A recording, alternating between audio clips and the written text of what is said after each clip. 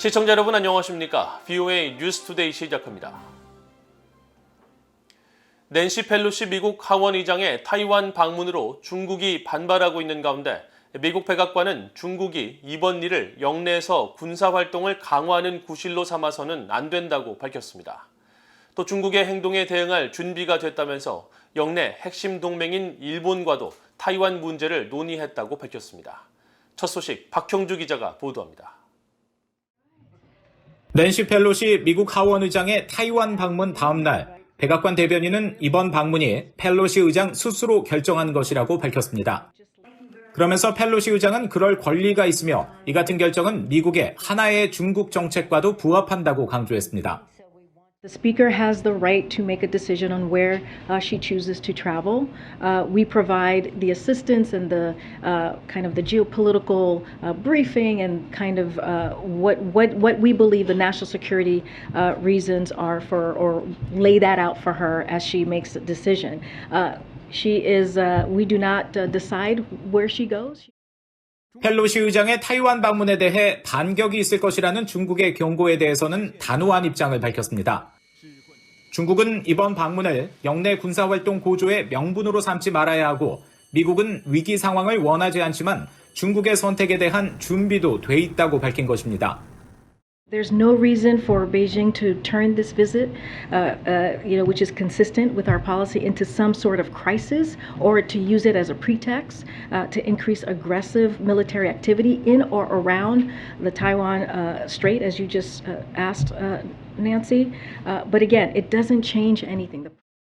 미국 권력 서열 3위인 하원 의장으로서 25년 만에 타이완을 방문한 펠로시 의장은 앞서 차이 잉원 총통과 만나 미국은 타이완에 대한 약속을 버리지 않을 것이며 타이완이 영원히 안전하고 자유롭길 바란다고 강조했습니다.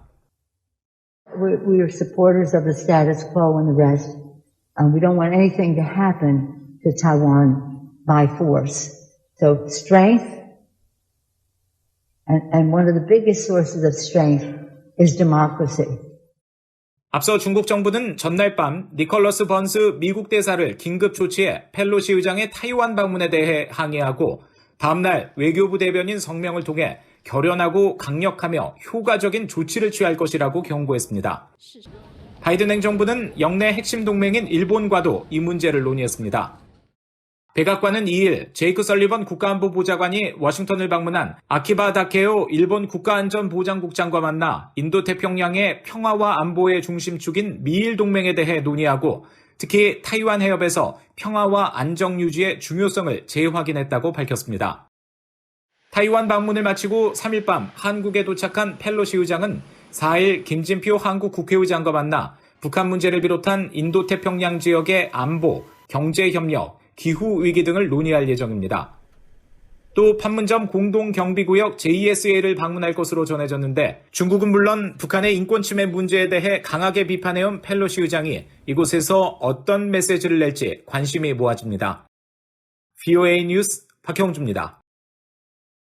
미국 국무장관을 포함한 주요 7개국 G7 외교장관들이 공동 성명을 내고 낸시 펠로시 미국 하원 의장의 타이완 방문 이후 중국의 행동은 불필요하게 상황을 악화시킨다고 밝혔습니다. G7 외교장관들은 3일 성명을 통해 최근 중국이 타이완 주변에서 실탄 훈련과 경제 보복을 예고한 것에 우려를 표하면서 이번 펠로시 미국 하원 의장의 방문을 타이완 해협에서 공격적 군사행동의 구실로 삼아서는 안 된다고 밝혔습니다. 장관들은 또 중국을 향해 무력을 사용해 일방적으로 현재 상태를 바꾸려고 시도하지 말 것을 촉구한다며 G7 국가들 사이에 하나의 중국 원칙과 타이완의 기본적 입지에 대한 입장은 변함이 없다고 밝혔습니다. 이어 우리는 타이완 해협에서 규칙 기반의 국제 질서와 평화 및 안정을 추구하는 공통의 약속을 재확인한다고 강조했습니다. 미국 하원의 초당적 기구 톰 렌토스 인권위원회 공동위원장인 공화당의 크리스 스미스 하원 의원이 북한의 김정은 국무위원장에 대해 주민들을 세뇌해 개인 숭배를 하게 하는 독재자라고 지적하면서 북한 내 종교자유 탄압 실태를 강하게 비판했습니다. 바이든 행정부가 출범 초부터 약속한 북한 인권 특사 임명도 조속히 실시하라고 촉구했습니다. 이조훈 기자가 보도합니다. 미국 하원 내 초당적 기구인 톰 렌토스 인권위원회 공동위원장인 공화당의 크리스 스미스 의원은 2일 성명을 통해 북한의 인권 침해는 전 세계 어느 곳과도 비교할 수 없을 정도라고 비판했습니다.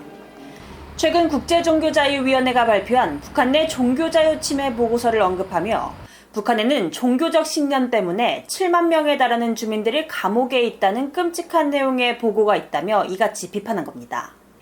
그러면서 국제종교자유위원회의 이번 보고서는 북한 내 종교 탄압에서 살아남은 사람들과 관련 목격자, 심지어 가해자들과의 세심한 인터뷰를 바탕으로 했다며 이 보고서는 유엔조사위원회가 사상과 양심, 종교의 자유에 대한 권리가 북한에서 거의 부정되고 있다는 것을 발견한 2014년 이후에도 상황은 개선되지 않았다는 것을 분명히 하고 있다고 강조했습니다.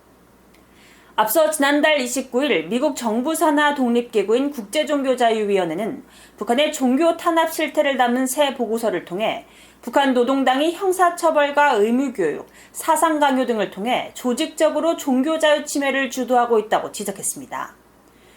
스미스 의원은 이 보고서의 제목이 김일성주의, 김정일주의와 북한의 종교사상 양심의 자유권이라는 데 주목하며 북한 노동당은 종교적 박해의 원동력으로 김일성주의, 김정일주의로 알려진 이데올로기를 강제하려는 고도로 조직화한 노력을 다시 보여준다고 지적했습니다.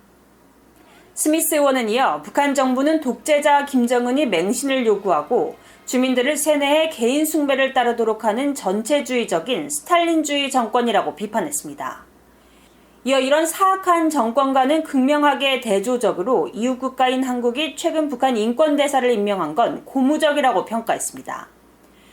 그러면서 북한 주민들은 세계에서 가장 잔인하고 억압적인 환경에서 살고 있다며 바이든 행정부는 즉시 북한 인권 특사를 임명해야 한다고 밝혔습니다.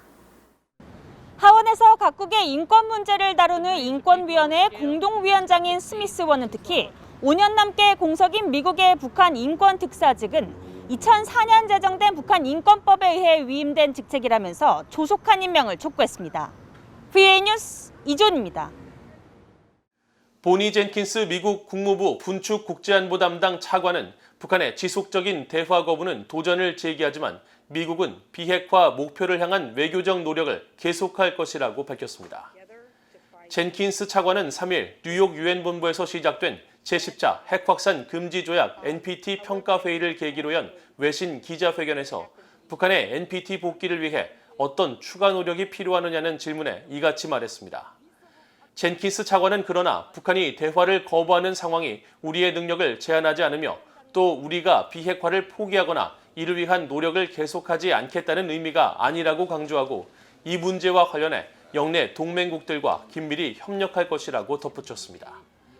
젠킨스 차관은 또 북한의 핵 고도화로 인해 한국에서는 핵 억지 능력에 대한 우려가 높아지고 있다는 질문에 대해서는 우리는 한국에 대한 확장 억제에 진지하게 전념하고 있으며 이는 전혀 변하지 않았다고 강조했습니다.